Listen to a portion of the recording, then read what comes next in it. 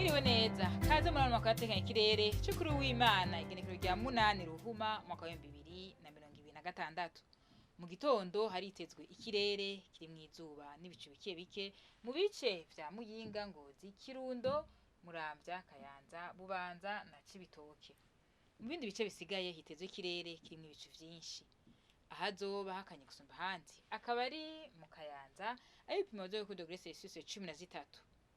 Ku muhingamo naho hitezwe imvura mu gihugu cose, mu bice vya Rumonge na Rutana hakazocamwo ibihe vy'izuba.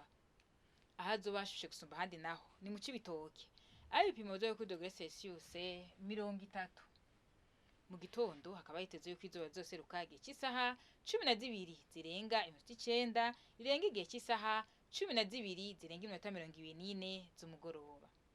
Amakuru atekanye ikirere mwatugura n'ubwejebu agarukiye hano. Mwakoze cyane kuyakurikirana.